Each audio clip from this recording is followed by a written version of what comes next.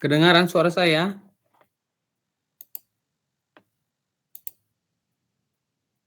Terdengar, Pak.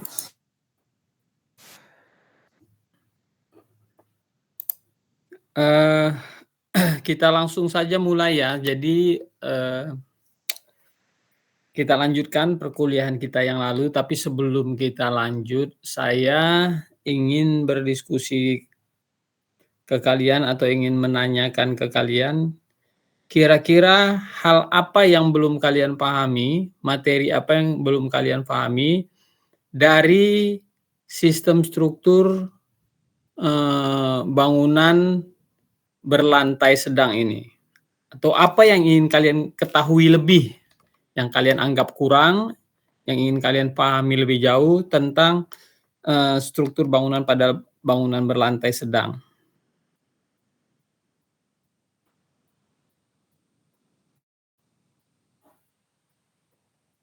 Kira-kira apa yang kalian ingin ketahui? Atau yang masih bingung, atau yang masih belum paham?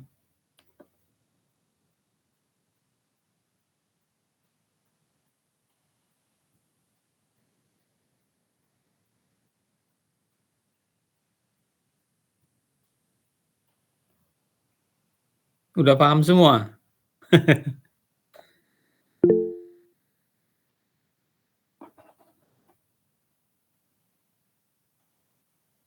Udah nggak ada masalah? Kalau semuanya sudah paham, ya sudah. Ini Kak, ada yang Hah? ingin saya tanyakan. Oke oke. Hmm. Siapa ini? Felicia, oke, saya nggak lihat, nah. Silakan Felicia. Kemarin kan ada struktur balok cantilever kan, Pak? Mhm.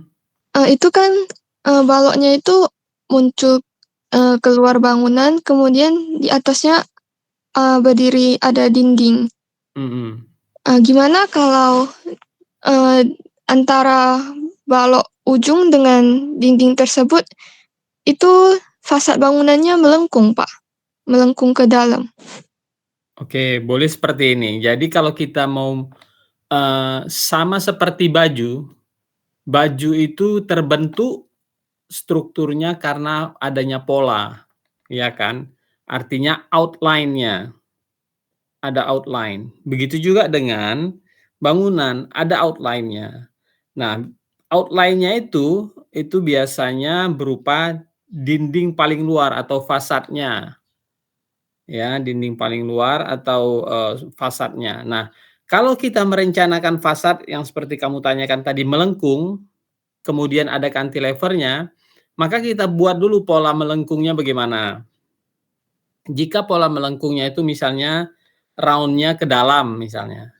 Nah, sementara yang terjauhnya ada cantilever-nya misalnya 3 meter, kemudian, round-nya yang terdekat ke balok utama itu atau ke kolom utama itu jaraknya 1 meter. Nah, maka kita bentuk garis round-nya, kemudian balok yang menyatu, yang mengikat dari ujung satu cantilever ke ujung cantilever yang lain, maka itulah yang kita, rencanakan, fasadnya. Jadi kalau dia bahan finishing-nya itu materialnya itu batu bata, maka batu batanya dipasang di atas balok yang melengkung itu. Nah, kalau dia, materialnya kaca, maka kacanya itu boleh finishing-nya itu dengan, apa namanya, spider kaki kaki laba-labanya itu dipasang di balok, kemudian ada rangka kacanya sendiri, ada, frame aluminiumnya, mengikuti pola balok yang sudah kita bentuk tadi. Nah, kalau bahan finishing-nya misalnya papan, begitu juga boleh pasang di luar, boleh di dalam, tergantung kita bagaimana kita mau merencanakan untuk, apa namanya, menutup struktur utamanya kah, balok tersebut, lantai tersebut, kolom tersebut, atau justru di atas balok dan lantai. Gitu kira-kira. Jadi kita buat polanya sesuai dengan desain fasad bangunan kita, baru kita install finishing materialnya, apakah dia kayu, batu, aluminium, kaca, dan seterusnya. Gitu kira-kira, Felisa, bisa ngerti? Izin Pak, kalau bagian lengkungnya itu di bawah baloknya, itu berarti batu batanya ditaruh gitu aja, Pak? Nggak ada Batu bata di atas balok. di atas balok. Mhm. Batu Dia bat kayak, Heeh? misalnya dari kolom utama dia, eee, maju ke depan ada 2 meter. Mhm. Nah, jadi dia itu melengkungnya ke bawah, Pak? Enggak lah, ke dalam bangunannya kamu maksudkan? Iya Fasadnya melengkung kan? iya. Jadi baloknya itu juga melengkung ke dalam, bukan dia melengkung ke bawah. Ngerti? Tidak, Pak. Nggak ngerti? Coba kamu cari satu contoh bangunan yang, eee, melengkung. Contoh sebentar ya, saya lihat di file saya apa saya punya, bangunan yang melengkung.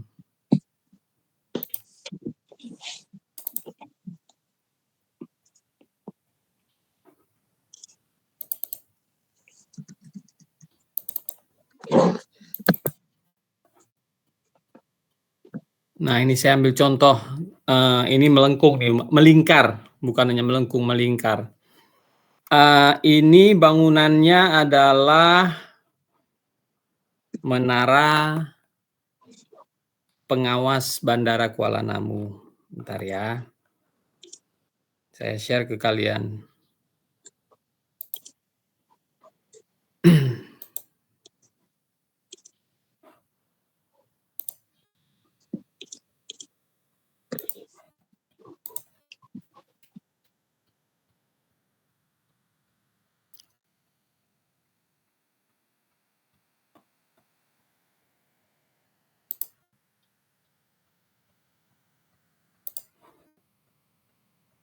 Sudah terlihat ya? Sebentar saya, eee, perbesar.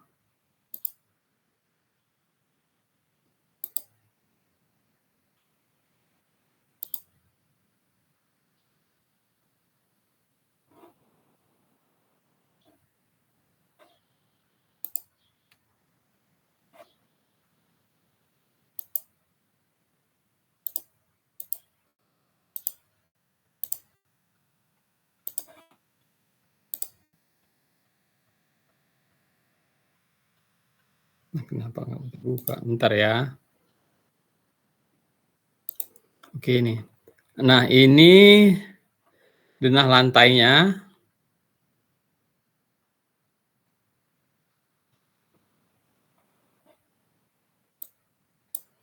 Denah lantai bangunannya ya.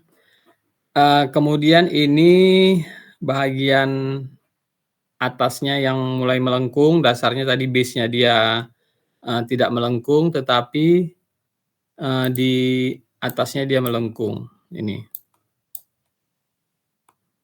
Nah, ini, di gambar strukturnya, bentar saya buka gambar strukturnya.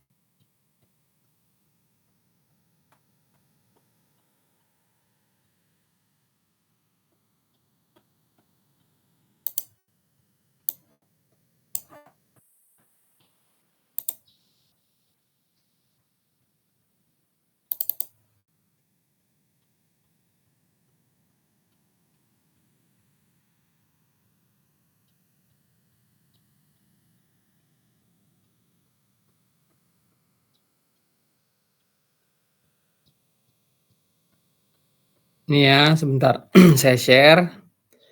Kita lihat dulu ke denahnya supaya kalian, bisa paham. Denah, nah ini denahnya tadi. Nah ini di lantai ke-8 Mulai lantai ke berapa dia itu sudah melengkung, jadi di lantai ke-8 dia sudah melengkung. Ini ya, ini, core-nya tadi, tengahnya, kemudian ini pinggirannya, dindingnya. Terlihat? Bisa dilihat? Terlihat, Pak. Nah, ini dindingnya melengkung kan? Seperti ini yang kamu maksud kan? Bukan, Pak. Jadi? Maksud saya misalnya ada kolom vertikal tegak ke atas. Mhm. Kemudian ada balok cantilever, berarti horizontal ke arah kanan. Mhm. Nah, kemudian fasadnya itu dari ujung balok horizontal tadi yang paling kanan, Mhm. ditarik lengkung ke arah kolom. Ya artinya kan dindingnya nggak rata kan, nggak lurus kan? Eee, din Dindingnya jadi masuk ke dalam. Ya dindingnya ke dalam, kemudian lurus atau melengkung? Melengkung juga, yang Nah ya mau kan, masuk ke dalamnya. kan bedanya kalau ini melengkungnya keluar, yang kamu maksud melengkungnya ke dalam gitu kan?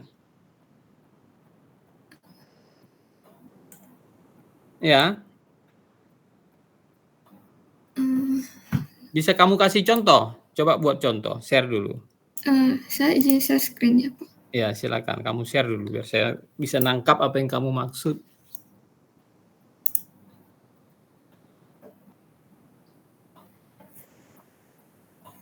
Misalnya pada bagian sini, Pak.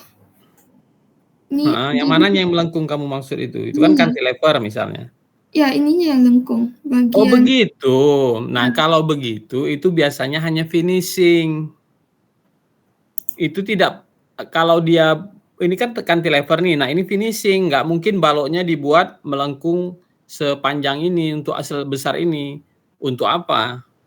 Itu adalah bahagian daripada finishing yang menerus dari dinding bahagian, luar, ngerti kan? Ini aja, coba potongannya secara lebih detail ada nggak? nggak ada, Pak. Cuman begini saja kan? Iya, Kolom terakhirnya mana? kurang terakhirnya yang tebal ini, Pak, Yang mana? yang ini, Oke, kemudian baloknya sampai. sampai sini. Nah, kalau baloknya sampai di sini, ujungnya ini kan terkena balok nih, yang melengkung ini, yang kamu punya buat ke bawah tuh. Nah, Iya, maka, baloknya itu juga dibuat melengkung. mmm, Malnya itu melengkung dibuat, ngerti? ngerti, Pak. Nah, jadi kalau pasangannya seperti itu, maka baloknya juga dibuat, melengkung. Jadi baloknya ini terus sampai ke pinggir misalnya. Atau baloknya ini bisa tidak sampai ke pinggir, kemudian itu yang saya katakan, dindingnya finishing-nya apa kamu mau buat? Bata, Pak. Bata. Kalau bata pasti dia sampai ke pinggir karena batanya akan dipasang di atas lantai, di atas balok. Balok kan di atasnya lantai itu, plat lantai. Nah, di atas plat lantai yang pinggir itulah dia akan dinaikkan bata. Nah, berbeda dengan kaca. Kalau kaca, maka dia bisa dipasang di luar, apa namanya, balok terluar atau aluminium bisa dipasang di luar balok terluar. Jadi kita membentuk rangka dinding sendiri. Kalau bata tidak membentuk rangka dinding sendiri. Kalau kaca dan aluminium, dia bisa mempergunakan rangka dinding sendiri. Sehingga bisa ditempatkan di luar balok. Nah, sehingga kamu bisa tentukan tuh yang melengkungnya itu mau materialnya apa, kaca atau aluminium. Kalau aluminium mungkin dia menerus sampai ke bidang atasnya. Begitu juga dengan kaca. Tapi kalau bata, berarti baloknya ini, yang melengkung ini harus juga terbuat dari, beton bertulang sebahagian, karena dia merupakan penerusan dari, balok ini. Coba kamu tarik baloknya sampai pinggir. Coba saya mau lihat. Yang atas diteruskan sampai ke pinggir garisnya. Nah itu. Nah kemudian teruskan baloknya yang bawah, kita anggap tebalnya sama ya, dengan balok sebelumnya. Sejajar, nah sejajar dengan yang itu kita anggap tebalnya.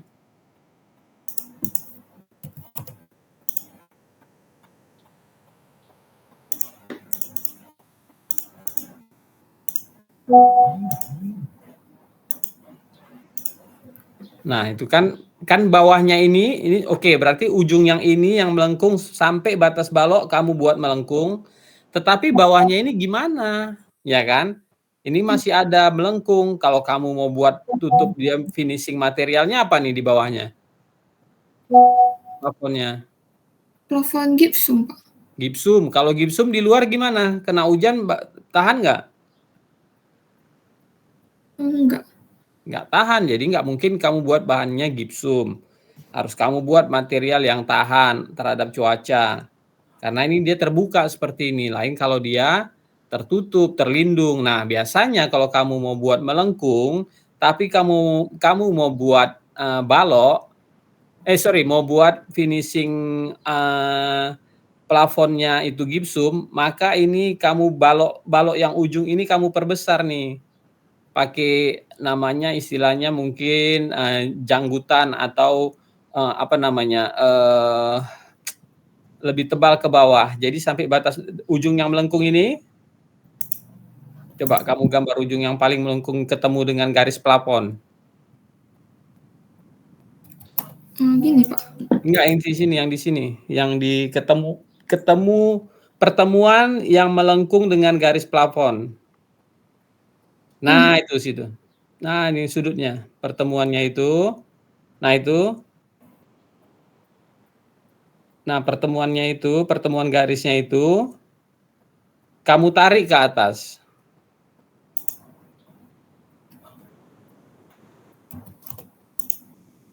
Nah, ketemu sama balok yang atas garisnya. Udah? Udah. Nah, garis yang ujung baloknya ini kamu hapus. Nah, bukan keseluruhannya ya, yang batas sampai ketemu sama garis yang tegak tadi. Nah, itu. Nah, jadi balok kamu itu polanya yang di pinggir adalah seperti ini. Jadi ujung malnya dibentuk melengkung. Ujung baloknya dibuat melengkung. Paham? Paham, Pak. Nah, gipsumnya ini supaya nggak basah, kalau kamu buat begini rata, dia akan basah nggak? Basah. Nah, jadi dia dinaikkan sedikit dari, dari pinggiran bahagian yang melengkung. Boleh dinaikkan 2 senti, 1 senti, 5 senti, tergantung desain yang ingin kamu dapatkan, gitu. Nah, biasanya untuk cantilever ini kita bisa modifikasi baloknya ini supaya dia jangan masanya berat sendirinya itu besar, kita buat dia miring misalnya, boleh. Jadi baloknya ini di ujungnya semakin lebih kecil gitu ya. Atau dia dimensi baloknya lebih kecil karena bebannya tidak besar misalnya, bisa seperti itu. Jadi tergantung hitungannya. Ini yang kamu maksud, bisa mengerti ya? Ngerti, Pak. Oke. Nah, silakan ditutup, saya mau, share ke kalian tadi karena pertanyaan kita lanjutkan tentang cantilever ya, saya tunjukkan menara tadi bagaimana cantilevernya. Izin, Pak, berarti plat lantai itu sejajar dengan balok kan, Pak? Iya. Baik, Pak. Terima kasih, Pak. Jadi saat pengecoran, baloknya itu menyatu dengan plat lantai, bukan berarti baloknya jadi dicor dulu baru plat lantai dicor di atasnya, enggak begitu. Jadi sekalian dia dicor, gitu, paham ya? Paham, Pak. Terima kasih banyak, Pak. Jadi, kalau misalnya dimensi baloknya itu 20 kali 30, maka misalnya, tebal lantainya 12 senti, maka balok yang terlihat di bawah itu hanya setebal 30 senti dikurang 12 senti, jadi sekitar 18 senti baloknya yang nimbul di bawah. Bukan di atas, yang di atasnya rata dengan plat lantai. Jadi cara menggambarnya begitu, jangan nanti digambar, oh dimensi baloknya 20 kali 30, kemudian plat lantainya 12 senti, maka nanti tebalnya jadinya baloknya kelihatan 30, kemudian ditambah plat lantainya 12 senti, jadinya 42, nggak begitu. Paham ya? Paham, Pak. Bisa paham ya semua ya? Oke. Ada Nitami ya? Nitami ada ya? Ya, Pak. Nitami kalau mau melanjutkan TGA-nya nggak apa. Baik, Pak. Ya, silakan aja dilanjutkan, nggak usah tunda pekerjaan tugas akhirnya ya. Baik, Pak. Oke.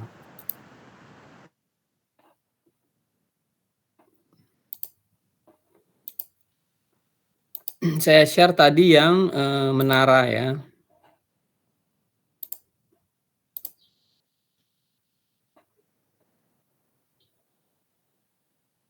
Nah, ini menara. Tadi ini denahnya yang lantai 8. Yang ini lantai 2, lantai 3, ada denah basement, ini lantai dasar ya. Ini menara kalau kalian ke Kuala Namu, kalian lihat ada menara pengawas kan? Beginilah denahnya dibuat, direncanakan. Jadi di tengah ini core-nya, kemudian ada kolom di sekitarnya. Nah, itu menerus sampai lantai ke 6 kalau saya nggak salah ya.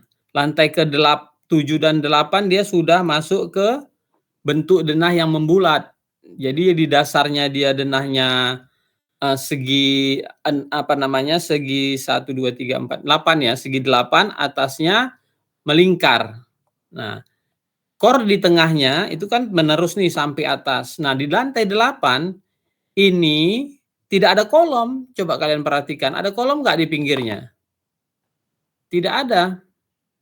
Kolomnya hanya sampai di lantai 7. Nah, kolomnya itu seperti ini nih. Oh, sorry, di lantai 4 sampai lantai 7 itu sudah tidak ada kolom, sorry ya. Sampai di lantai 3 dia masih ada kolom tuh di pinggirnya. Ada kolom di pinggirnya.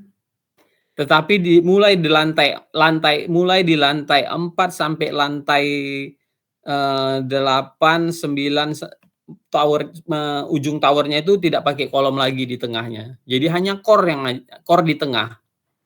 Nah, core-nya diperkuat dengan kolom. Coba kalian perhatikan ini. Dinding core-nya ini dilengkapi, diperkuat dengan kolom. Walaupun seluruh dindingnya ini adalah dinding struktural, tetapi diperkuat dengan kolom. Artinya pada bagian kolom ini ada pembesian yang ekstra, yang lebih untuk menahan beban beban tekan dari atas. Ya, itu satu. Nah, kemudian kalau kalian perhatikan, coba perhatikan dimensi kolomnya berubah nggak? Ini di lantai dasar, di lantai 1, di lantai 2 sudah semakin kecil kolomnya, di lantai 3 sampai di lantai 2 sampai di lantai 4 semakin kecil, di lantai 3 sampai di lantai 5 kolomnya sudah semakin kecil. Kemudian ini sampai 4 ya, lantai 4 dan seterusnya itu berupa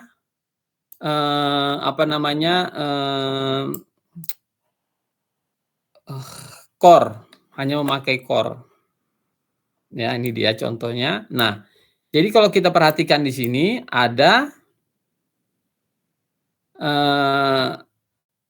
lantai yang tidak memiliki kolom pada ujungnya.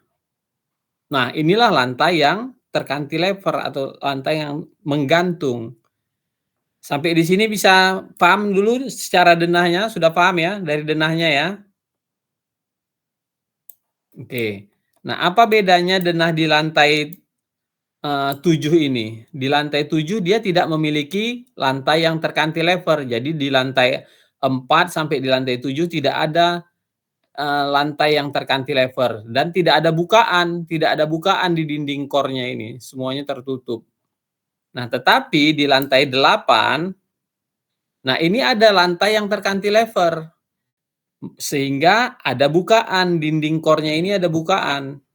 Tidak tertutup untuk orang bisa mengakses ke lantai ini. Ada apa di sini? Ada toilet dan sebagainya ya.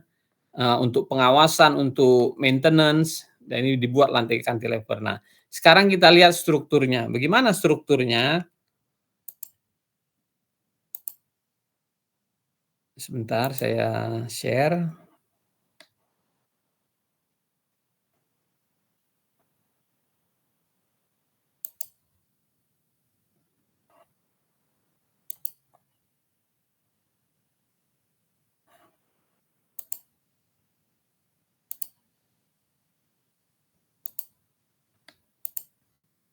Oke, kita ke fondasi dulu ya sebelum sampai ke cantilevernya ya. Saya share fondasinya supaya kalian paham. Oh, begitu bangunannya, begini fondasinya. Sebentar, saya share fondasinya dulu.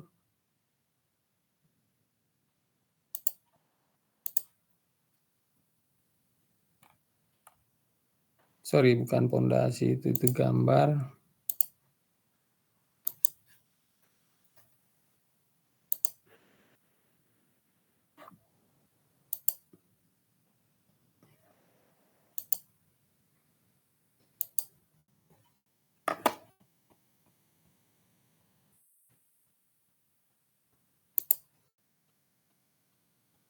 Oke, udah terlihat ya. Nah, jadi denah yang tadi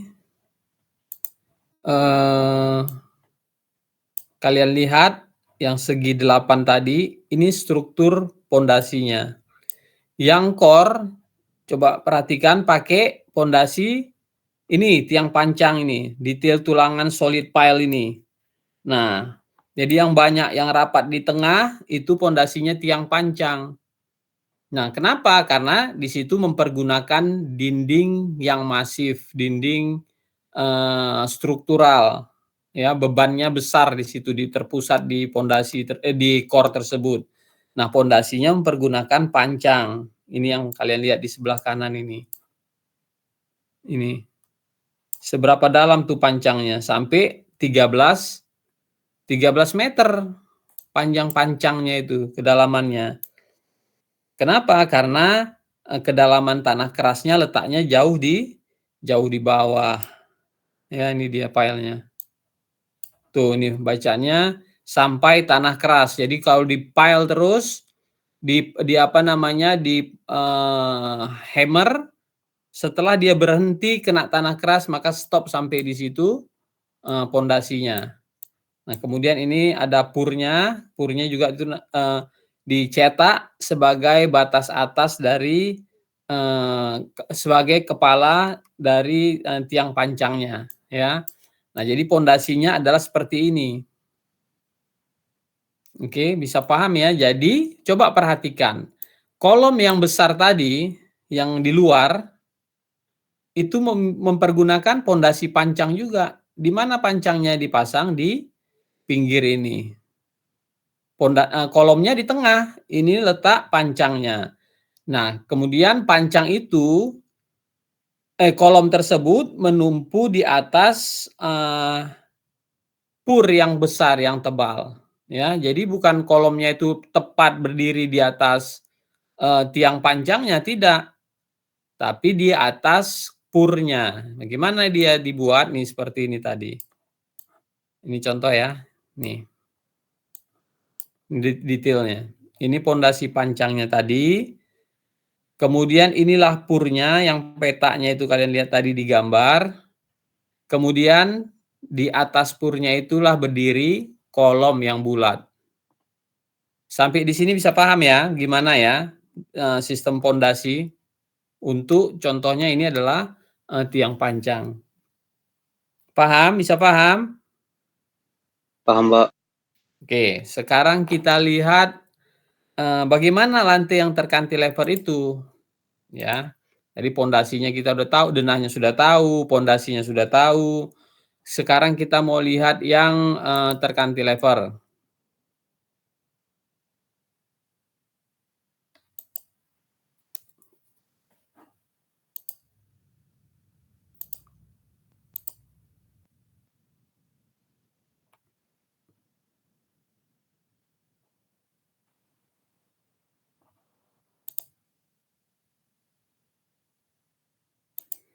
Oke, kita lihat ya. Jadi lantai yang tercantilevernya adalah ini.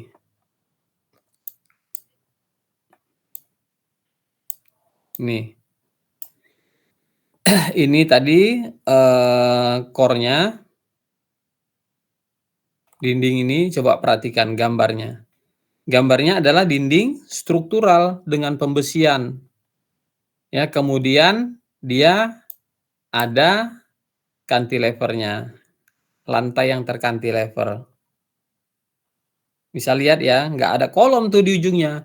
Bahkan dari gambar ini, itu tidak ada balok di bawah cantilevernya ini. Jadi semua lantainya, oh sorry, ada balok ya, ada balok nih yang garis merah nih. Cuman baloknya tidak terpotong. Ada balok setebal berapa senti ini? Dimensi baloknya tidak ada, tapi ini plat lantainya 24 senti ya. Oh sorry, bukan. Coba di detailnya.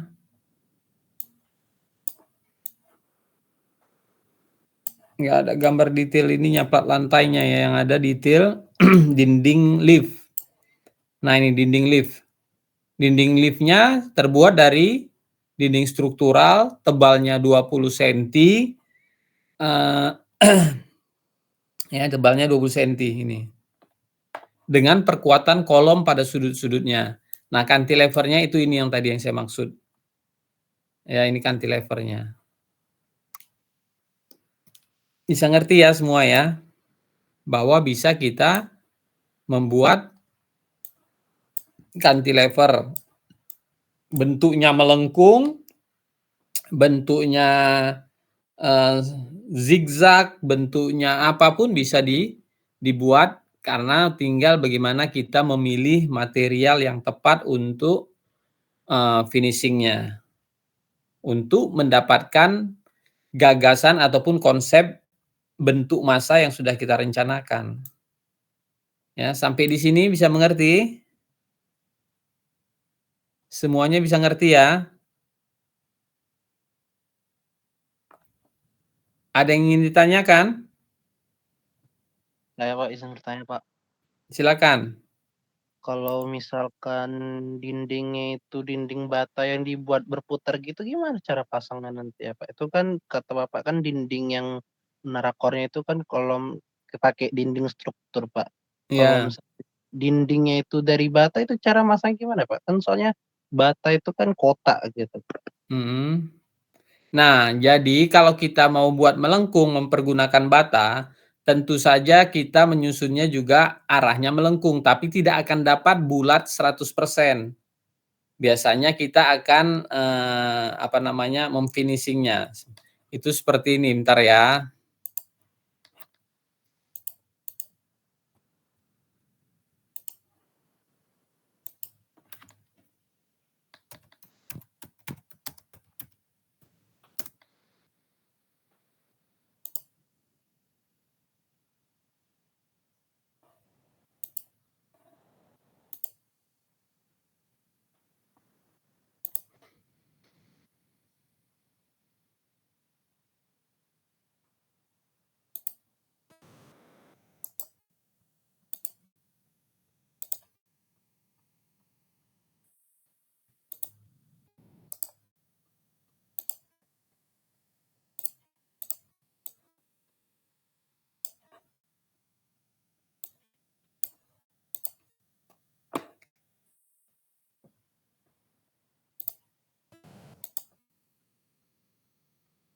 Sudah terlihat kan?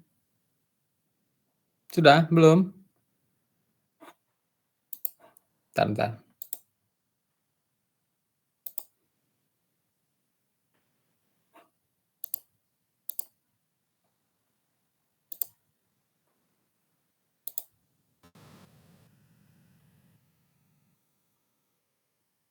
Sudah terlihat? Sudah Pak. Nah ini. Beginilah masangnya.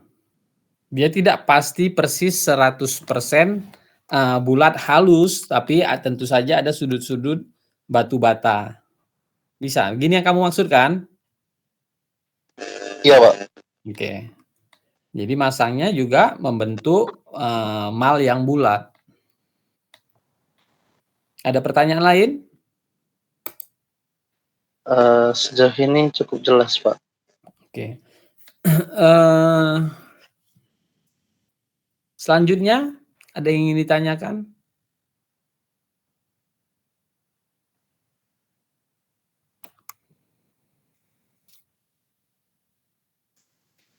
Oke, untuk tugas 2 saya lupa menghubungin kemarin koordinator Pak Agus, materi apa yang disampaikan Pak Agus untuk tugas 2?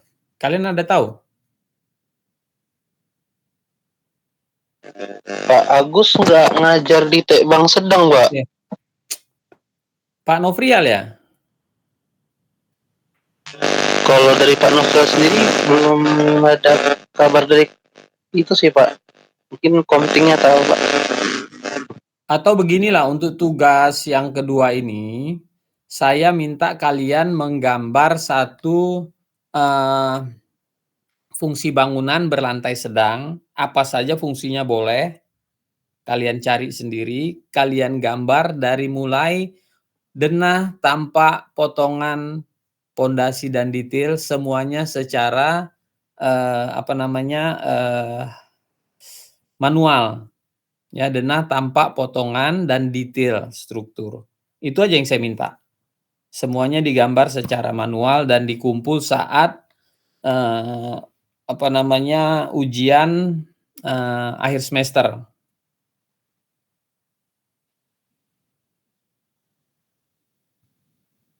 Bisa? Bisa paham? Ngerti ya? Tugasnya adalah mencari dan menggambar, boleh dengan desain sendiri, boleh mau bangunan yang sudah yang existing boleh, tetapi kalian menggambar kembali denah, tampak, potongannya, dan detail strukturnya.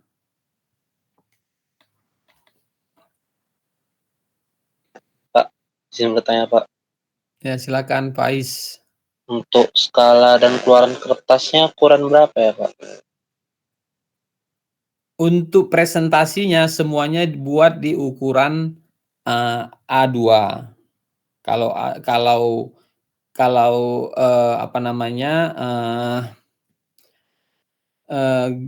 Satu lembar A2 itu cukup, ya silakan. Tapi kalau enggak, ya kalian tambah lembar berikutnya.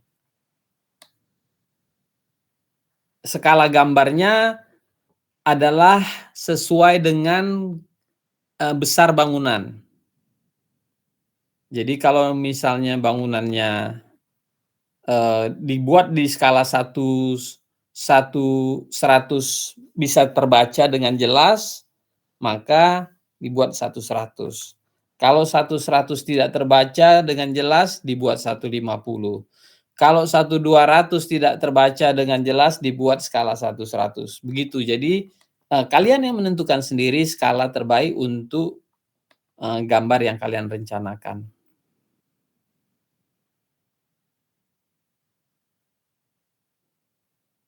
Jadi itu akan menjadi poin bagi saya untuk menilai.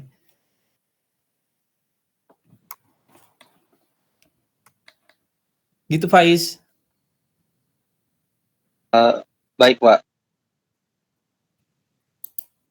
Untuk tingkatnya minimal tingkat berapa, Pak? Bangunan sedang berapa lantai minimal? 3, Pak. Nah, 3 lantai. Maksimal berapa lantai?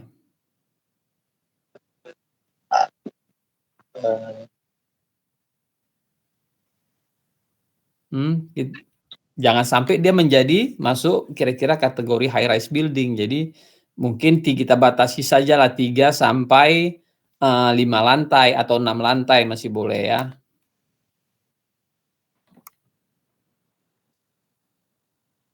Baik, Pak. Terima kasih ya, Pak. Ya. Ada pertanyaan lain?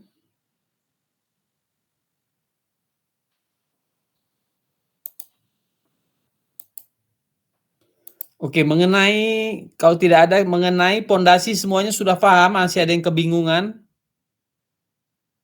Apa jenis pondasi yang mau dipilih untuk high rise ini?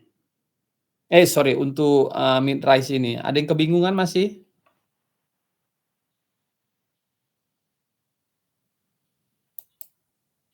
Itu untuk pondasinya pakai footplate bisa nggak ya, Pak? Oke, jadi pertanyaannya si Faiz bertanya, apakah pondasi untuk mid rise pakai footplate bisa atau enggak? Saya coba inilah, kita bahas lagi ya pondasi ya, supaya kalian tidak, apa namanya,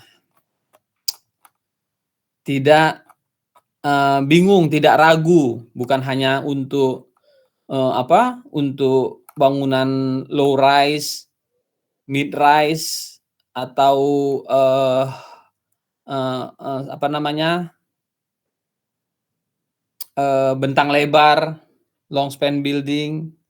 Nah itu nggak ada keraguan lagi kalian, mana jenis pondasinya yang bisa saya pilih. Nah, sebenarnya, eee, secara garis besar, pondasi itu hanya terbagi 2 saja, pondasi dangkal dan pondasi, apa namanya, pondasi dalam. Yang termasuk ke dalam pondasi dasar itu ada pad footing, ada combine footing, ada raft footing, ada strip footing. Yang dalam itu termasuk misalnya, pile, kemudian kaisong atau bore pile. Nah, itu termasuk, pondasi dalam. Nah, segala pancang itu pasti pasti mempergunakan termasuk ke dalam pondasi dalam. Materialnya boleh kayu, boleh, pancang beton, tergantung bebannya. Kalau bangunan tradisional dibangun di atas tanah rawa, pasti kita pakai pancang kayu, kayu yang tahan, air, misalnya kayu laut, kayu ulin ya, itu tahan terhadap, air, jadi dia tidak akan busuk. Nah, kalau dia bangunannya bebannya besar, pasti kita akan pakai pancang, misalnya yang square atau yang, segitiga atau yang bulat ya, untuk kedalaman, tanah yang dalam. Atau bahkan kita bisa mempergunakan bore pile atau kaisong ya, itu bisa dipergunakan untuk pondasi yang dalam. Nah, jadi prinsipnya 2 itu, dangkal dan dalam. Nah, bagaimana kita memilih dia dangkal dan dalam, adalah bagaimana kondisi tanahnya, kedalaman tanah kerasnya, kemudian besarnya beban. Itu kan semua menjadi faktor untuk menentukan pondasi apa yang akan kita pilih. Nah, tetapi ada jenis pondasi, walaupun bebannya besar, tapi dia direncanakan secara unik. Contohnya raft foundation atau pondasi rakit itu. Ya kan, itu kan, dia mampu menahan beban yang besar untuk beban yang besar, tapi tidak bisa dipergunakan, tiang pancang. Karena apa? Memang direncanakan bebannya itu akan didistribusikan, menyeluruh di atas, permukaan, bidang yang tidak stabil tersebut. Gitu.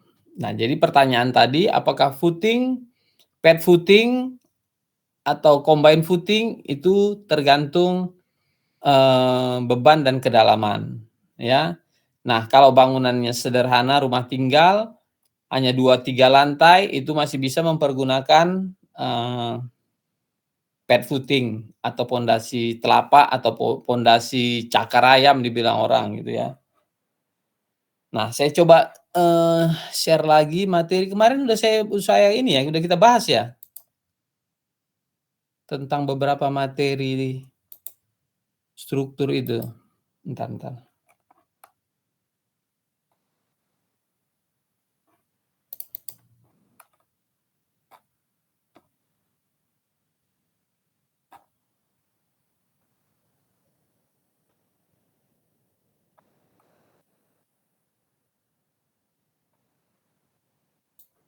Coba saya share ya, biar kita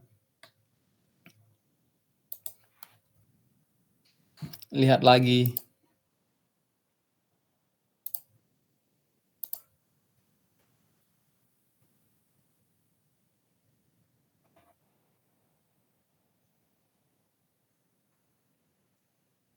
Ini ya, saya ambil dari sini, sudah kebaca?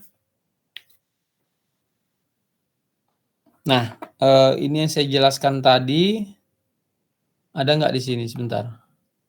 Nah ini, types of foundation. Nah jadi secara umum, secara garis besar pondasi itu ada 2, ini yang dangkal dan yang dalam. Yang dangkal itu misalnya spread footing atau pad footing, ada yang wall footing, combine footing, strap atau cantilever, kemudian ada raft foundation atau mat foundation atau fondasi rakit. Kemudian yang dalam ada pile foundation, pier foundation, kaisong atau sumuran tadi ya. Dan jenisnya ini, pile ini ada berbagai macam juga.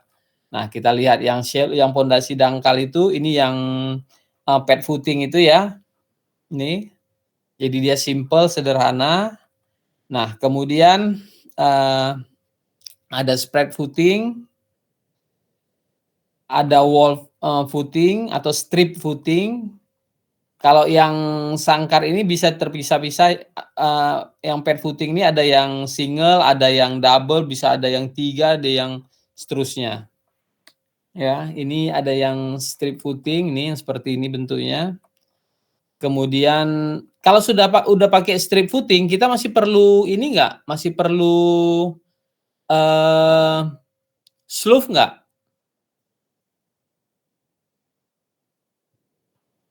Kalau kita sudah memilih pondasi wall atau strap footing, kita masih mempergunakan slough enggak?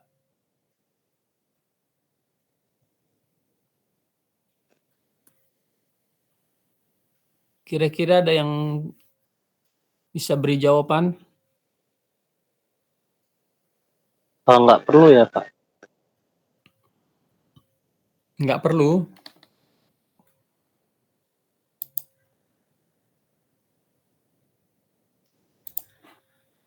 Yang lain?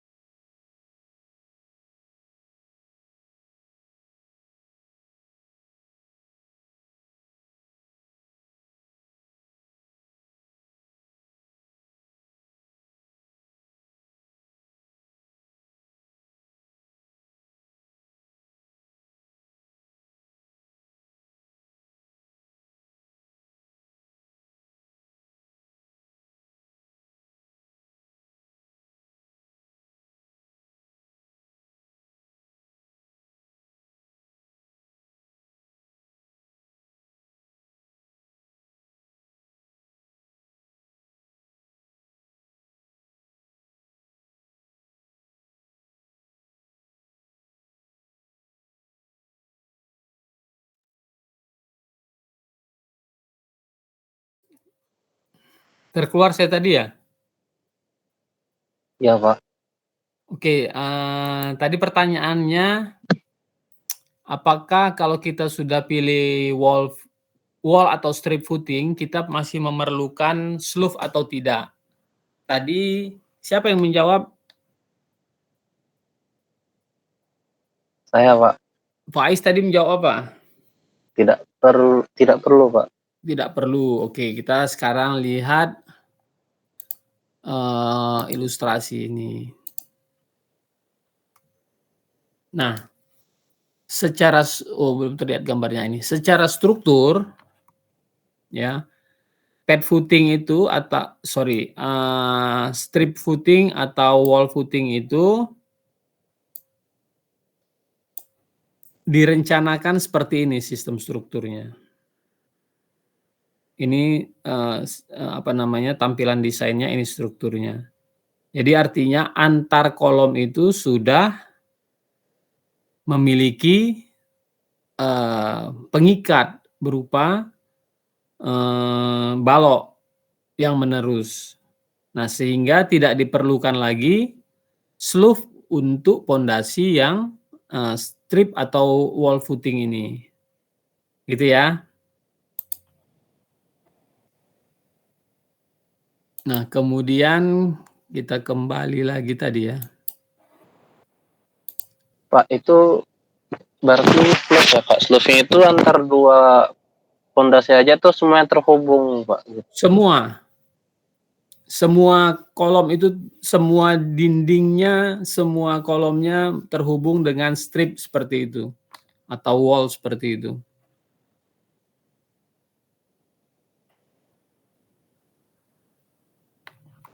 Semua kolom utamanya akan seperti itu.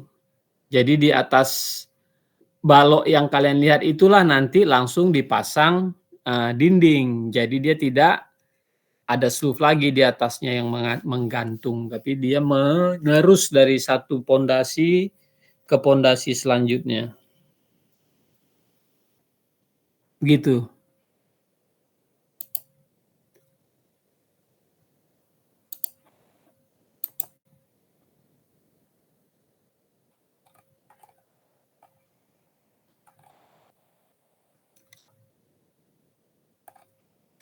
Kemudian ada, ini tadi udah ya gambarnya. Kemudian ada ref or mat foundation ini. Nah, ref atau mat foundation ini karena kondisi tadi, kondisi tanahnya, misalnya pada lantai basement misalnya. Nah, lantai basement dia tidak perlu pondasi yang dalam. Tidak perlu kita pancang. Karena dia akan menahan beban yang harus bisa terdistribusi merata di keseluruhan bidang lantai. Kemudian lantainya harus mampu menahan tekanan air. Nah, sehingga pondasi yang paling tepat itu adalah jenis pondasi ref atau pondasi mat ya, atau pondasi rakit.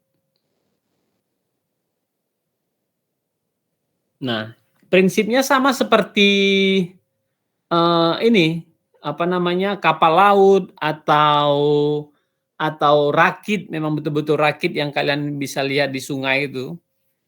Rakit itu walaupun tipis karena dia bentangannya lebar, dia mampu untuk menahan beban yang ada di atasnya. Prinsipnya adalah begitu, dengan mendistribusikan secara merata. Nah, tetapi rakit itu jika dia dikasih beban yang terpusat di satu sisi yang membuat kestabilannya hilang, dia akan bisa tenggelam. Begitu juga dengan dengan pad ini, dia akan miring atau bisa miring lah ya. Nanti akibatnya bisa jadi timbul crack. Nah, jadi akan tetapi bila bebannya ini stabil, kemudian kemampuannya untuk mendistribusikan beban juga dibagi secara merata, maka pondasi ini sangat kuat dan sangat aman. Termasuk ada beberapa airport juga yang masih mempergunakan jenis pondasi ref atau mat ini. Nah, kemudian kita lihat nih masuk ke pondasi yang dalam. Jenisnya sangat banyak, berbagai macam. Nah, ini contohnya ya. Ini pile tadi, ini pondasinya, kemudian ada pier di sini, ada pile atau pur, kemudian ada pier di sini, ada pier cap-nya lagi. Nah, nggak harus seperti ini selalu ya, bisa langsung dari sini nanti akan menuju kepada kolom setelah ada pile cap-nya atau purnya. Kemudian kaisong, nih kaisong jenisnya, macam-macam jenisnya juga, kalian bisa baca nanti. Nah, jadi itulah jenis pondasi yang umum. Nah, dengan mengetahui ini, maka kalian nggak perlu ragu lagi nanti. Misalnya ada tugasnya, oh untuk bangun high rise, ya pasti high rise bebannya besar. Tinggal pilih pondasinya, jenisnya yang dalam, kemudian mau bentuknya yang silinder, atau bentuknya kotak, atau bore pile, boleh. Karena kita nggak akan bahas itu secara detail, tapi kalian harus tahu prinsipnya. Oh, misalnya pancang itu karena dipilih karena seperti ini kedalaman tanah kerasnya. Kondisi di lapangannya seperti ini sehingga lebih baik dibuat bore pile dan seterusnya.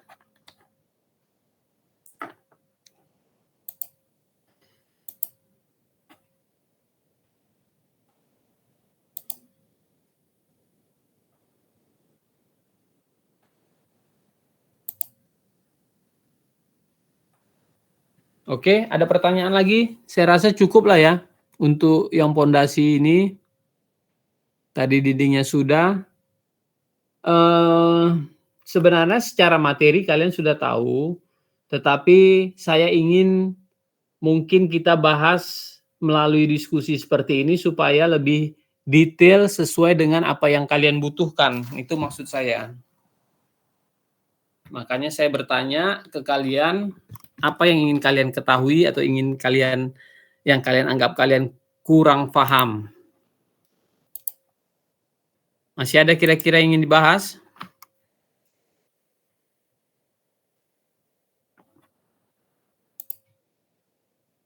Pak, izin Pak, untuk yang file yang Bapak share ini boleh Bapak share juga nggak Pak di WA? Soalnya Oh, boleh, mau boleh, dipelajari boleh. lebih mandiri lagi Pak. Ya semua harus nanti saya share ya. Saya belum ada share file ke kalian kan. Belum ada Pak. Ya nanti saya share ke Komting. Ingatkan nanti saya ya Komting. Baik, Pak. Lauza. Nah, kemudian apa lagi yang penting selain struktur yang harus kita pelajari adalah tentang plumbing ataupun utilitas ya. Nah, utilitas ini dia sangat luas sebenarnya bahasannya utilitas. Dari mulai plumbing, alat transportasi, sistem HVAC atau AC dan pemanas, boiler termasuk sistem air panas di dalam rumah tangga. Bahkan sistem ini terus berkembang. Ada CCTV, ada alat komunikasi, itu termasuk semua ke dalam utilitas atau building services. Ya, dulu nggak ada internet, sekarang sudah ada internet. Walaupun ada beberapa bahagian yang juga sudah ditinggalkan untuk bangunan zaman dulu itu. Ya, misalnya tube system itu sudah ditinggalkan. Sekarang orang sudah mempergunakan alat komunikasi yang lebih baru, yang lebih canggih ya. Nah, jadi hal-hal begitu masuk ke dalam ranahnya utilitas. Sebelum masuk ke situ, saya mau tanya sekali lagi, masih ada yang ingin kita diskusikan?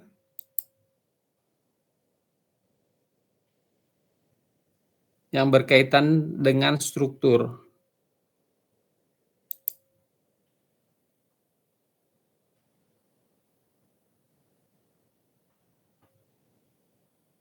Ada?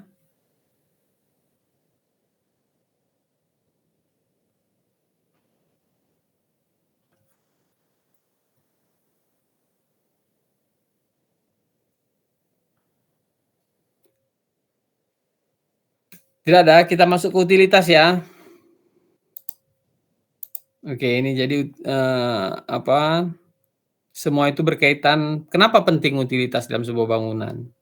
Contohnya begini, kalau kalian bangun rumah tinggal aja 2 lantai misalnya, nggak ada tangganya akan bisa beroperasi nggak rumah itu? Tidak akan bisa beroperasi karena kalian untuk ke lantai 2 perlu satu alat yang bisa memindahkan dari lantai 1 ke lantai 2. Baik itu secara manual ataupun secara otomatis atau secara mekanik ya, itu bisa. Itu harus ada. Kalau tidak rumah tersebut atau bangunan tersebut tidak akan berfungsi. Begitu juga dengan misalnya kita tinggal di dalam rumah 2 lantai atau 1 lantai pun, tapi nggak ada elektriknya, nggak ada lampunya. Untuk zaman sekarang ini, maka kita tidak akan bisa beraktivitas dengan baik. Walaupun bisa kita berteduh dari hujan, dari panas, tapi kita tidak bisa beraktivitas di dalamnya. Makanya nanti rumah tersebut akan kita tinggalkan juga, karena kita tidak mampu beraktivitas dengan baik di dalamnya. Nah, kemudian, dia harus juga, mampu memfasilitasi kita terhadap, pencahayaan, terhadap pengudaraan. Nah, secara terus-menerus. Nah, itu bisa dilakukan dengan 2, 2 sistem, mekanis dan, alami. Dengan melalui equipment ataupun devices yang berbeda. Kalau natural itu yang alami, kita perlu jendela, kita perlu pintu, kita perlu kisi-kisi lubang angin, tetapi secara mekanis, kita memerlukan misalnya, blower, exhaust fan ya, yang akan mampu menggerakkan udara dalam kondisi apapun. Nah, kalau yang tadi natural misalnya, kalau di luar nggak ada pergerakan angin, maka angin tidak akan bisa masuk ke dalam bangunan kita. Begitu juga dengan pencahayaan. Kalau yang tadi natural ada pintu jendela, ada, mekanis ataupun ya mekanik kita ada lampu ya. Nah, itu semua masuk ke dalam ranahnya utilitas dan semua itu menjadi satu kesatuan di dalam bangunan. Oke, nah, eee sistemnya sangat banyak, mungkin nggak cukup waktu kita, bahas itu dalam waktu yang singkat ini, ya. Ini mungkin nggak usah saya bahas satu persatu ya, ini tadi, ada, sistem terbagi dalam 3, utilitas dasar, utilitas menengah, kemudian utilitas lanjut untuk bangunan tinggi. Ya, bangunan yang, high rise, yang bangunan untuk bangunan 5 sampai 16 lantai, itu termasuk yang mid rise, menengah. Kemudian dasar itu sampai 4 lantai, ya. Nah, jadi kalau bangunan kita sekarang ini, eee, menengah 3 bisa sampai 8 lantai, ya, maka kita pilih utilitas bangunan berlantai 5 sampai 16. Nah, masalah pokoknya tadi udah saya sebutkan air, udara, cahaya. Kemudian, air itu berkaitan dengan air bersih, air kotor, dan air limbah. Kalau udara tentang pergerakan udara, sirkulasi udara masuk dan keluar. Cahaya tentang kebutuhan cahaya alami dan, buatan ya. Jadi itu prinsip-prinsip dasar yang kita butuhkan. Nah, untuk menyediakan itu semua, maka kita perlu melakukan suatu rekayasa sistem utilitas di dalam bangunan. Nah, contohnya mungkin udah kita bahas ya kemarin, di kalian atau di mana, saya sampai lupa itu. Misalnya air bersih sumbernya dari mana, kemudian bagaimana dia didistribusikan ke dalam bangunan, kemudian bagaimana dia, bisa dimanfaatkan secara optimal di dalam bangunan, ya. Nah, udah saya kasih ya ke kalian ya? Udah saya rasa ya, yang sistem terbuka, sistem tertutup, direct, indirect, udah ya?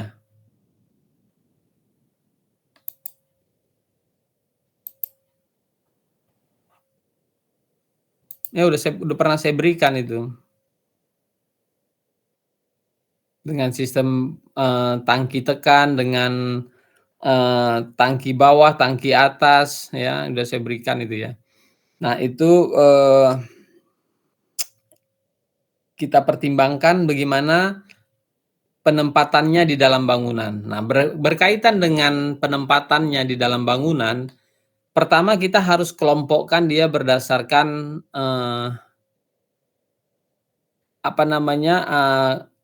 zona di dalam perencanaan bangunan tersebut. Setelah kita tentukan zonanya, maka kita cari alternatif termudah, tercepat untuk mengakses sistem tersebut. Contoh misalnya, kita tempatkan septic tank dekat bangunan di ground atau jauh dari bangunan di ground. Nah, hal-hal begitu kan menjadi pertimbangan untuk kita memutuskan mana sebenarnya di dekat atau yang di jauh ya. Tentu saja adalah dengan merencanakan sistem sehingga kita nanti bisa mengetahui, oh dia sebaiknya dekat, dia sebaiknya jauh. Contoh misalnya yang sering terjadi itu adalah sistem pembuangan sampah pada bangunan berlantai lebih dari 2. Ini contohnya punya kalian nih. Gimana sistem pembuangan sampah dari lantai 5 itu ke bawah nanti? Kira-kira ada yang bisa jelaskan nggak?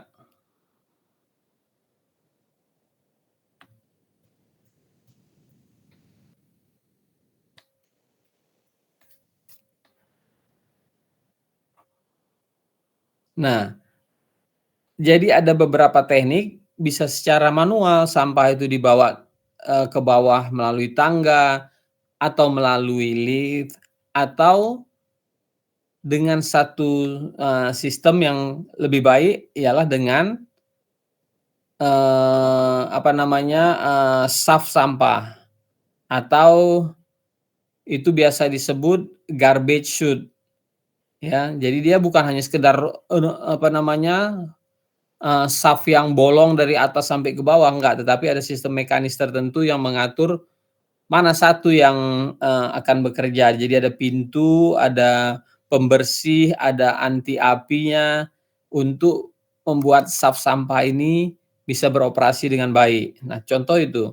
Nah, sehingga sampah itu tidak harus diangkut melalui tangga yang akan menyebar baunya, akan mengotori seluruh bangunan, atau dengan lift. Ya, bayangkan kalau fungsi bangunannya itu adalah hotel misalnya 4 lantai, atau kos-kosan, asrama, atau misalnya apartemen atau kantor.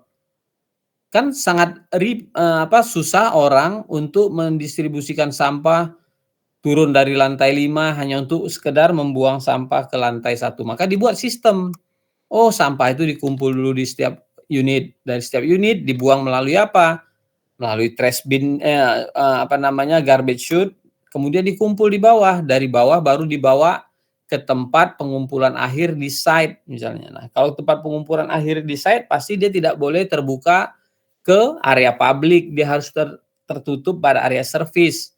Nah, letaknya di mana? Yang terbaik adalah bagaimana truk pembuangan kota itu, truk sampah kota bisa mengakses itu dengan baik tanpa harus mengganggu aktivitas di dalam site, sehingga nanti bisa jadi ditempatkan di ujung site misalnya, di area service. Nah, jadi itu merupakan satu sistem perencanaan yang membuat kita memutuskan, oh sebaiknya tempat pembuangan sampahnya di ujung di area service. Oh, pakai garbage chute. Nah, begitu juga untuk misalnya septic tank-nya di mana diletakkan, di bawah atau di basement kah? Atau di ground kah? Atau di mana? Nah, itu bergantung bagaimana kita merencanakan sistemnya. Ya, sampai sini bisa paham ya? Nah, kemudian ada perencanaan pencegahan kebakaran. Ya, pada bangunan, ini di sini contohnya bangunan tinggi, dia harus mampu bertahan terhadap api selama 3 jam. Minimal itu 2 jam ya. Kemudian jarak bangunan kiri kanan, kemudian penempatan tangga kebakaran, pencegahan terhadap sistem elektrikal, penangkal petir dan pengkondisian udara, mempunyai sistem pendeteksi awal dengan sistem alarm, smoke detector, heat detector. Nah, saya harapkan ini kalian pelajari ya, karena nggak akan kita bahas di sini. Di mana smoke detector itu dipasang? Di mana heat detector itu dipasang? Bagaimana sistem pemadam kebakaran untuk ruang mesin? Apakah sama? Atau bagaimana cara kerjanya? Ya, untuk ruang mesin. Apakah dengan CO2 system ya, Jadi kalian pelajari lagi sendiri.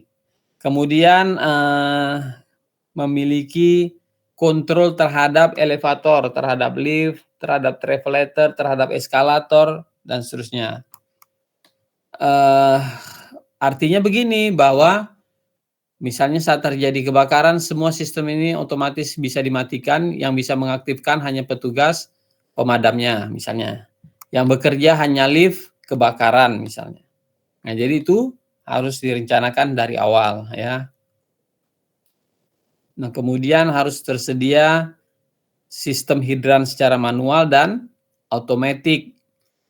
Ya, yang yang otomatis itu misalnya sprinkler. Nah, kemudian sistemnya itu sendiri harus direncanakan dengan baik. Misalnya sistemnya apakah per zona atau dibuat dia aktif secara menyeluruh atau smart system. Jadi dia hanya bekerja berdasarkan input data yang dia terima misalnya ya secara smart dengan kendali komputer.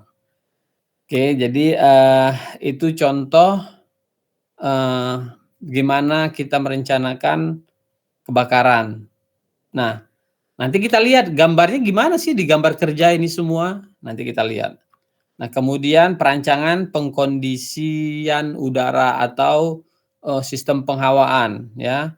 Kita tahu bahwa sekarang ini kita banyak temukan bangunan-bangunan yang direncanakan oleh arsitek telah menghilangkan sistem ventilasi secara alami. Kita lihat sekarang rumah-rumah sangat sedikit yang mempergunakan ventilasi ya, atau misalnya roster angin. Nggak ada lagi, semakin hilang. Arsitek hanya membuat ruangan yang memikirkan view, pencahayaan. Kemudian untuk pengudaraan, ya pasang aja AC, selesai urusan. Nah, kita nggak mau seperti itu, kita justru harus memikirkan bagaimana secara natural dan secara mekanis itu bisa bekerja secara baik di dalam sebuah bangunan ya. Nah, sistem penghawaan pengudaraan ini harus terintegrasi di keseluruhan bangunan. Kalau tidak, nanti akan ada ruang-ruang yang tidak nyaman, tidak nikmat untuk kita berada di dalamnya karena temperaturnya yang tidak stabil ya. Nah, itu harus kita rencanakan apakah nanti dengan manual ataupun dengan passive system atau nanti dengan active system. Nah, aktif ini pun sangat banyak ini. Sistem pendingin udara ada dari mulai split sampai yang central system, dan modelnya juga bermacam-macam. Ya, dengan teknologi yang baru yang sentral itu ada dengan VRV, sebelumnya ada kaset system atau VRF, bukan VRV, VRF, kemudian dengan kaset system dan seterusnya, sehingga dari situ kita tahu dengan memutuskan sistem itu kita memerlukan ruang apa di dalam sebuah bangunan. Nah, kalau kita nggak rencanakan sistemnya, maka kita nggak tahu ruang apa yang diperlukan. Contoh nih, kalau kita buat AC-nya, sistemnya adalah sentral tapi all water system. Kemudian ada central water air system. Dia akan berbeda kebutuhannya akan ruang. Gitu. Jadi kita putuskan dulu sistemnya apa, baru kita cari kebutuhan ruangnya. Nggak boleh kita tiba-tiba membuat di lantai 2 perlu ada ruang AHU, di lantai 3 nggak perlu ada, di lantai 4 perlu AHU misalnya. Oh, ternyata chillernya mau kita taruh di basement, tapi kita nggak punya basement, maka ditempatkan di mana? Oh, ternyata perlu cooling tower karena sistemnya all water system. Oh, nggak perlu cooling tower karena all air system. Nah, itu kan kita akhirnya membutuhkan ruang berdasarkan sistem yang kita pilih. Nah, jadi dengan mengetahui utilitas dengan sistem yang ada, maka kita akan merencanakan bangunan kita dengan lebih baik. Sampai di sini ada pertanyaan?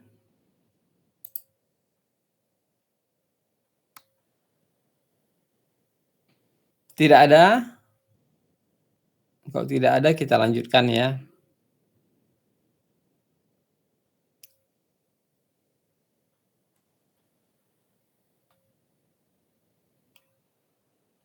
Nah, kemudian sistem telepon, CCTV, security ya. Nah, ini memerlukan ruang-ruang lainnya. Contohnya, untuk telepon dan CCTV, kita memerlukan misalnya ruang patch panel. Di ruang patch panel itu atau ruang komputer, kita memerlukan rak-rak hub untuk menempatkan panel-panelnya itu yang menghubungkan sistem komunikasi di dalam bangunan kita. Nah, contoh sederhananya begini. Kalian sering masuk ke ruang, sering melihat orang masuk ke dalam ruangan dengan melekatkan kartunya atau dengan biometrics, dengan fingerprint ya, dengan mata, dengan wajah. Nah, ada alat yang mendeteksi. Nah, alat ini kan nggak bekerja secara standalone, dia memerlukan suatu sistem yang membuat kita pintu tersebut bisa mendeteksi siapa orang yang boleh masuk dan tidak boleh masuk. Tentu saja ada perangkat komputer. Nah, bayangkan kalau pintunya di sini, terus perangkat komputernya di mana ditempatkan ya dengan jumlah pintu akses yang sekian banyak, misalnya. Nah, artinya kan perlu ruang untuk menempatkan perangkat komputer tersebut. Apakah mau ditempatkan sama di ruang server komputer atau di tempat ruang yang berbeda, karena dia masuk bagian security maka ditempatkan di security, di ruang security. Tapi apakah ruang tersebut boleh diakses security secara bebas? Tentu tidak. Akhirnya dibuat ruang khusus server untuk pintu, untuk pengamanan, untuk biometric card, dan ruang security untuk petugas security-nya. Akhirnya kan ruangnya berbeda. Nah, kemudian bagaimana ini ruang-ruang ini dengan pintunya terhubung? Itu kan harus kita gambarkan secara baik di perencanaan CCTV misalnya, perencanaan biometrik, perencanaan telepon, gitu ya. Nah, kemudian di sini ada perancangan penangkal petir. Nah, ini penting ya. Ada beberapa sistem yang biasa dipergunakan, konvensional atau ada Faraday, kemudian ada yang radioaktif atau semi radioaktif gitu. Nah, sistem-sistem ini pun juga akhirnya menuntut adanya perlakuan khusus, baik itu ruang, baik itu SAF. Akan berbeda ketiga sistem ini ya. Nah, jadi saya harapkan dengan mengetahui ini kalian lebih detail nanti merencanakan bangunan kalian di kemudian hari. Kemudian ada sistem transportasi. Apakah itu lift, elevator, eskalator. Nah, yang penting di sini kalian harus mengetahui kapasitas. Jangan nanti untuk bangunan yang fungsinya hanya berapa orang, liftnya banyak berjejer-jejer. Eskalatornya hanya satu misalnya. Kemudian perlu konveyor untuk mentransfer barang-barang atau mentransfer orang misalnya. Atau tangga yang untuk difabel misalnya. Nah, itu kan sistem transport di dalam bangunan. Dan itu harus kalian tentukan untuk mengetahui balik lagi apa yang diperlukan untuk memfasilitasi ini. Contoh, coba kalian pikirkan gimana ini eskalator ini bisa menempel di bangunan kita ya. Dia bisa menghubungkan lantai 1 dengan lantai atasnya. Perlu listrik enggak dia ya? Listriknya dari mana ini? Nah, kemudian bagaimana dia supaya enggak jatuh ke bawah? Apakah dia dibaut, disekrup, atau dia harus duduk di atas plat lantai, atau di atas balok, atau dia punya memerlukan ruang khusus untuk mesin liftnya, untuk mesin eskalatornya, sehingga ketebalan ketebalan plafon pada area tersebut harus ditambah, dan seterusnya dan seterusnya. Itu menuntut satu sistem struktur yang berbeda dan menuntut desain yang khusus untuk perlu diperhatikan. Gitu ya. Jadi nggak boleh kita hanya sekedar mengatakan, oh saya mau pakai lift, tapi nggak kita buat itu. Di mana berhenti baloknya, di mana plat lantainya harus berhenti, di mana ketebalan plafonnya harus dibuat pada area tersebut.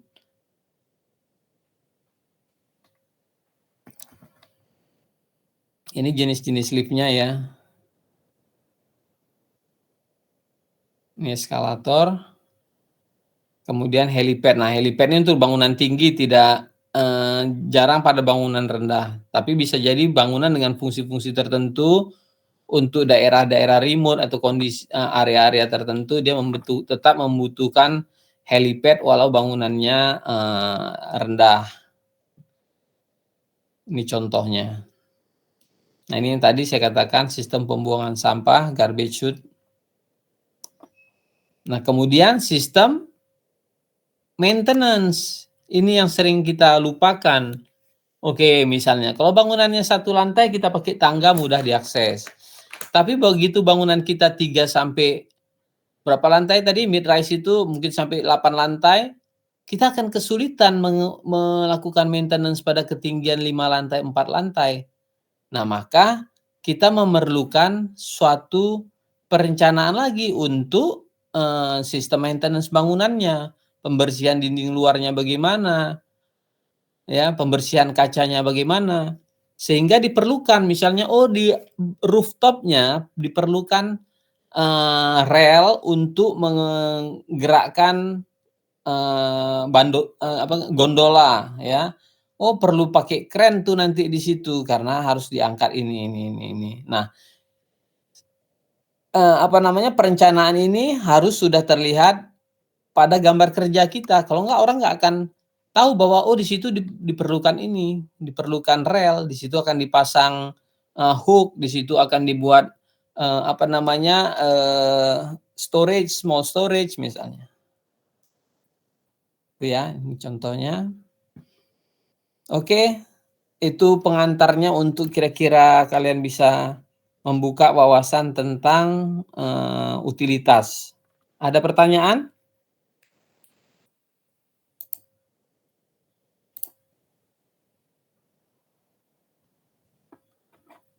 Tidak ada?